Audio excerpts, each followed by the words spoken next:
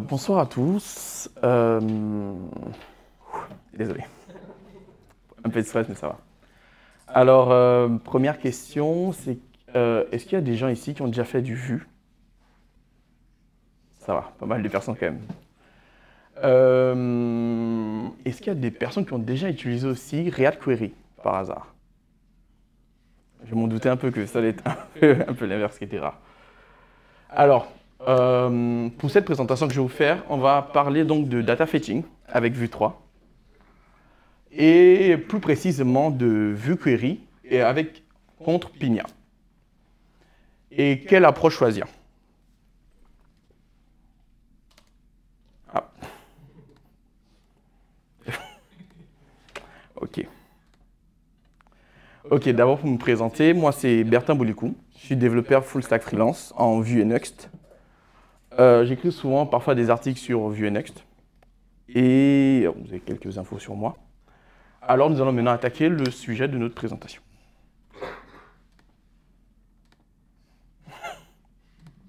Ça va être dur là. Ok. Alors, nous avons déjà dû tous faire du data fetching dans nos projets Vue, que ce soit pour récupérer des datas d'un utilisateur, récupérer des datas d'un produit, etc. dans une boutique e-commerce. Et en fait, on a parfois quelques défis que nous rencontrons. C'est au fur et à mesure que notre appli devient plus gros, ça devient plus complexe. Donc, le type de data qu'on doit récupérer devient lui aussi plus complexe.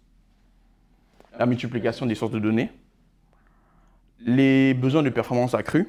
Donc, on commence à toucher à du cache, à de l'invalidation de cache, etc., etc. La gestion de loading, de loader.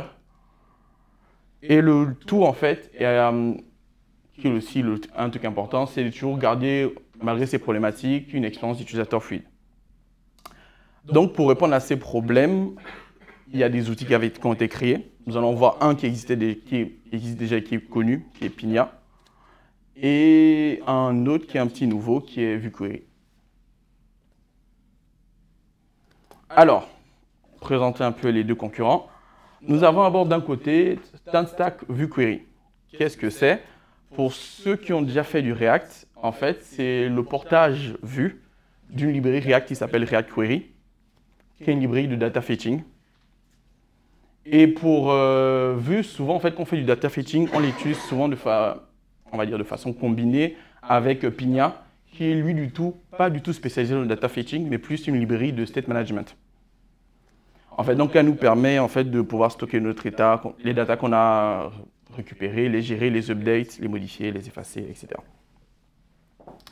Alors, comparaison des approches. Nous avons Vue Query. Vue Query ramène quelques fonctionnalités déjà in the box, on va dire. Plutôt simples, comme le cache automatique, l'invalidation des datas. À l'inverse, Pinia, qui lui a besoin d'être combiné d'une librairie pour du data fetching, ou par exemple de la librairie native qui est Fetch, pour pouvoir récupérer les datas, lui nous permet d'avoir une approche un peu plus centralisée, grâce au store Pinia, et nous permet d'avoir aussi un contrôle plus précis et plus manuel, plus méticuleux. Alors, pour un peu continuer un peu dans cette comparaison, on va aller sur un truc simple, une petite to-do app. Très simple. Alors, je me suis dit, imaginons dans un cas, on va récupérer nos datas de notre to-do, plutôt simple. On va aller, vu qu'on est en Vue 3, là je suis parti un peu sur le côté un peu Vue 3 avec la composition API, on va faire un petit composable qui va faire deux trucs simples, récupérer notre liste de to-do et en rajouter une nouvelle. Donc vous avez à gauche la version Vue Query et à droite la version avec un store Pinia. On va commencer tout simplement d'abord par la gauche, pour le bout de code que j'ai mis en avant. Pour Vue Query, par exemple, c'est plutôt simple. Il vous permet de récupérer votre data et vous permet aussi d'avoir quelques outils simples, comme par exemple savoir si quand vous faites votre requête, si elle est en chargement, pouvoir lui attribuer une clé. En fait, pour le caching, par exemple, là, la clé, c'est to-do, tout simplement. Et aussi la méthode, la fonction, qui va récupérer la data. Donc là, c'est juste un simple fetch qui appelle un petit endpoint. Il y a la même chose aussi pour la... Vous avez ce qu'on appelle une mutation, un use mutation, que VueQuery utilise pour mettre à jour la data que l'on récupère dans un use query. Comme son nom l'indique, il sert à muter en fait, la data précédente. Nous avons aussi donc une mutation enfin, qui est juste une petite fonction qui va récupérer la data, ou plutôt qui va faire l'action de modifier la data. Pardon. Et l'avantage aussi, comme j'avais dit précédemment, de VueQuery, c'est que vu qu'il garde déjà en cache la data récupérée précédemment, vous pouvez aussi tout simplement, grâce à une simple ligne de commande, invalider votre cache, ce qui vous permet d'autres avantages qu'on verra plus tard. Passons de l'autre côté. Nous avons Pinia Store.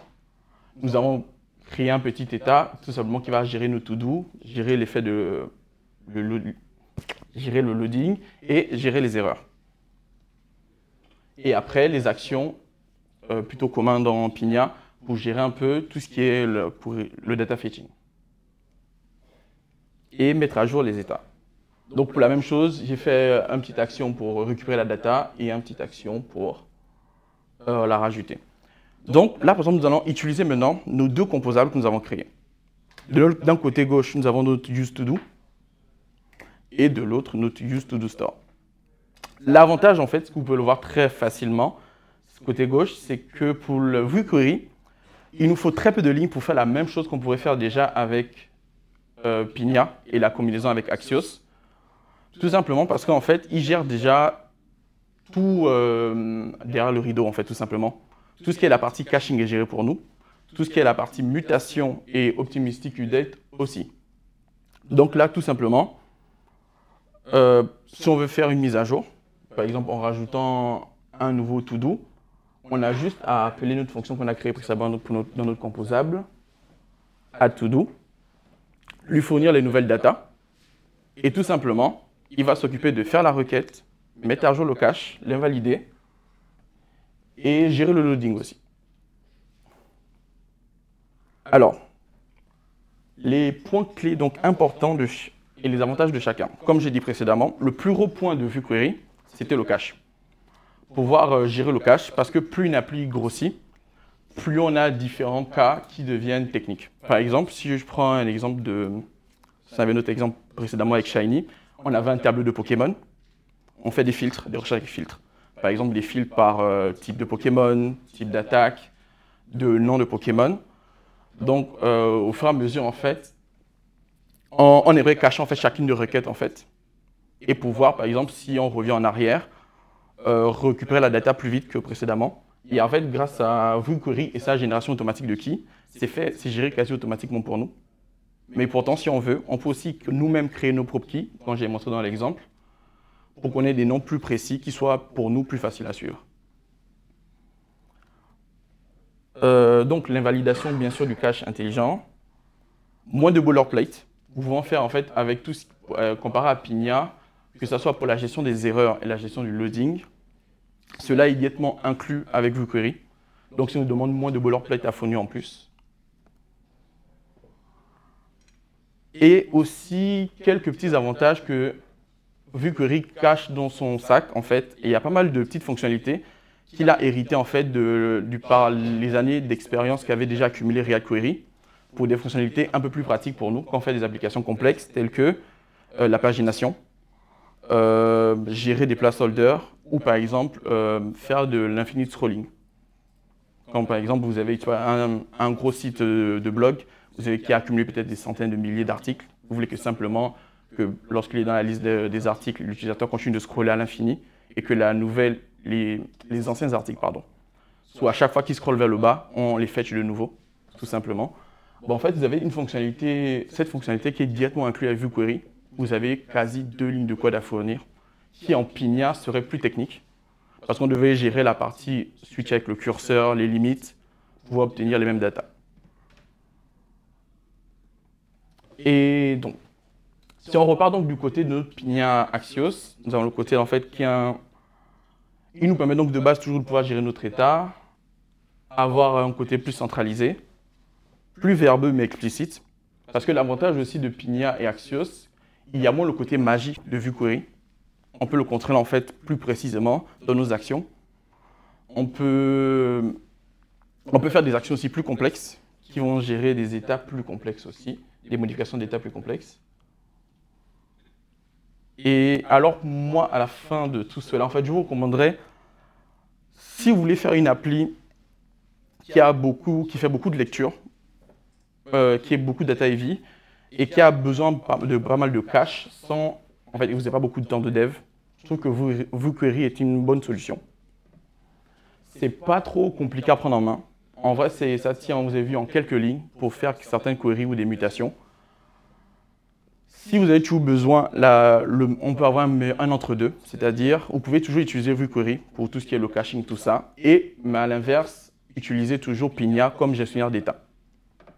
En fait, ça nous permettait d'avoir le meilleur des deux mondes, parce que si on veut toujours gérer des états plus complexes avec certaines actions complexes, on pouvant tout en fait les garder. Et bien sûr, comme j'ai dit, les fonctionnalités un peu plutôt pratiques comme l'infinite scrolling, recherche avec filtre, etc., etc. Sur ce, j'ai fini ma présentation.